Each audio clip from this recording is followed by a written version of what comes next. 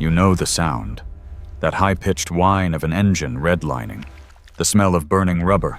The feeling of tires spinning in deep mud. You are pressing the gas pedal to the floor, expending massive amounts of energy, burning through your fuel, but you aren't moving an inch. That is what it feels like to be stuck. It is a visceral, physical sensation in your gut. You look at your career, your relationships, your spiritual life, and you feel like you are trapped in a fog bank. You know you were made for movement. You know you were built for momentum. But right now, you are stationary. And the worst part isn't the lack of movement. It's the silence. You have prayed. You have begged for a sign. You have asked for a billboard, a burning bush, a text message from heaven, anything to tell you which way to turn. And in response, you get static.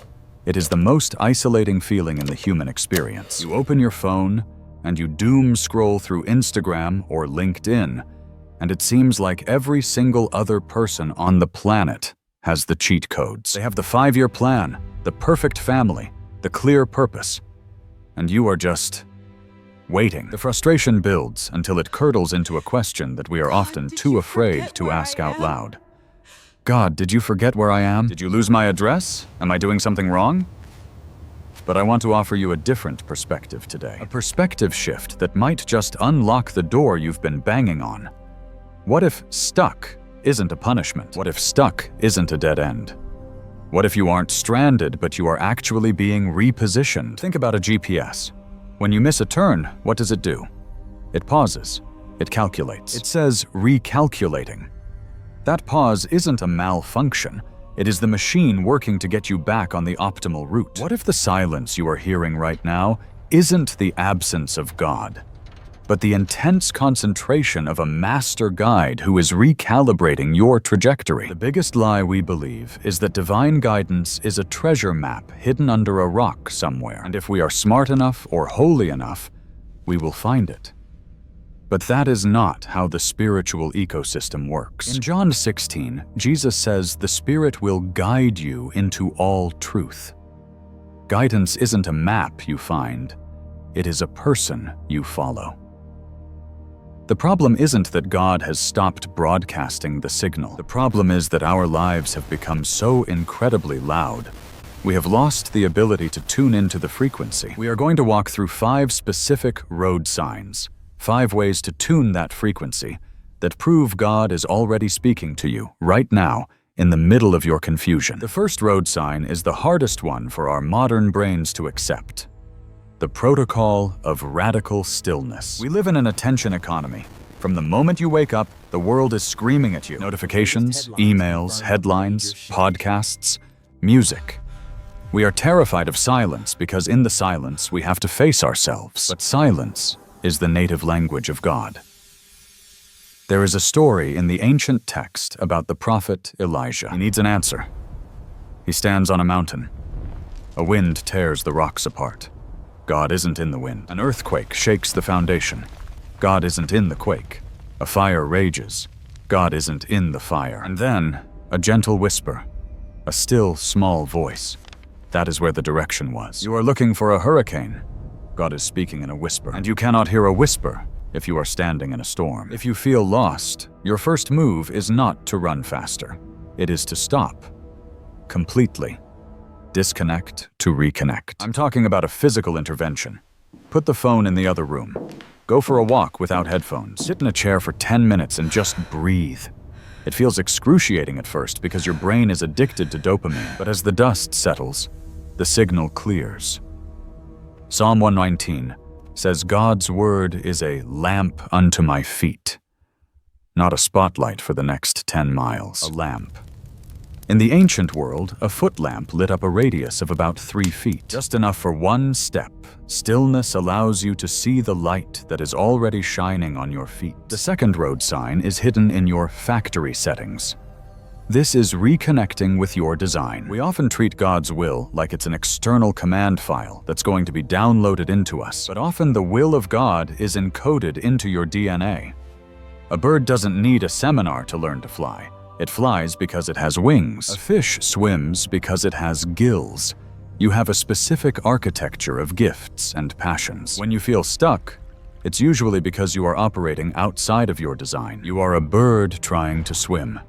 Stop looking up at the sky for a message, and look inward at the tools God gave you. Ask yourself the archaeological questions. What did you do as a child that made you lose track of time? What do people naturally come to you for? Are you the empathy friend? The strategy friend? The fixer? The Bible talks about a man named Bezalel. He wasn't a priest. He was an artisan. God filled him with the Spirit specifically to work with gold, silver, and wood. His craftsmanship was his calling. Your thing, whether it's spreadsheets, gardening, listening, or organizing, is a clue. It is a breadcrumb. God rarely calls you to be someone you aren't. He calls you to be the sanctified version of who you already are. The third road sign is the principle of the next small step. We are obsessed with the destination. We want the 5-year plan. We want to know exactly where the ship is docking before we get on board. But God operates on a need-to-know basis. Think about driving a car at night in the fog. You can only see about 20 feet in front of you. If you stop the car because you can't see the destination 3 hours away, you will never get there. You have to drive the 20 feet you can see, and when you do, the lights reveal the next 20 feet. Abraham, the father of faith, was told, "Go to the land I will show you." Not the land I have shown you. He had to start walking before the map was downloaded. Shift your prayer. Stop asking, "God, what is my destiny?" and start asking, "God, what is my assignment for today?" Is it to forgive that person? Is it to send that email? Is it to sign up for that class? Is it to just wash the dishes with a grateful heart? Micro-obedience precedes macro-vision. You unlock the big picture by being faithful in the pixel. The fourth road sign is the one we hate the most, the curriculum of resistance. When we hit a wall, or a trial, or a struggle, our instinct is to think, "I must have taken a wrong turn. If this was God, it would be easy." That is bad theology. Resistance is not always a stop sign. Sometimes it is a school zone sign. What if the obstacle isn't blocking your path, but building your muscles? Joseph had a dream of ruling, but the path to the palace went through a pit and a prison. The prison wasn't a mistake.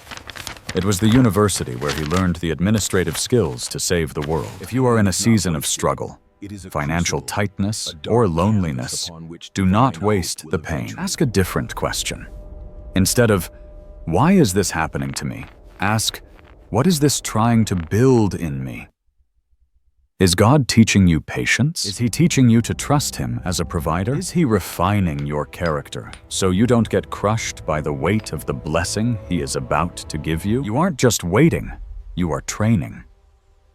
The fifth and final road sign is the wisdom of the crowd. We tend to isolate when we are confused. We retreat into our own heads, which is the most dangerous neighborhood to walk alone in. We get stuck in echo chambers of our own anxiety. Proverbs says, "Plans fail for lack of counsel." You need external data processing. You need community. But not just any community. You need wise, seasoned, truthful community. You need people who love you enough to tell you that you're wrong. You need people who can see the blind spots in your rearview mirror. God often speaks through the mouths of other people. Have you ever had a weird feeling you should do something, dismissed it, and then a friend calls you and says the exact same thing? That is triangulation. That is God confirming the signal.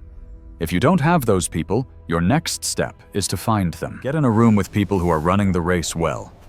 So here is the bottom line. You feel stuck. You feel like you are spinning your wheels. But I want to tell you that the guide has not left the vehicle. The silence is an invitation to lean in closer. You don't need the whole map. You just need to stop the noise. You need to look at the tools in your hands. You need to take the one small step you can see. You need to let the struggle strengthen you. And you need to open your life to wise counsel. You are not lost. You are just paused, and the movement is coming. I want to pray for you right now. Father, for the person staring at the ceiling tonight, wondering where you are, I pray that you would lower the volume of the world and raise the volume of your whisper. Show them the one small step. Give them the courage to move in the fog. Remind them that they are not alone, that they are held, and that they are being led. I want to hear from you. Which of these 5 road signs do you need to pay attention to this week? Is it the stillness? Is it the community? Let me know in the comments below. We are figuring this out together. I'll see you in the next one.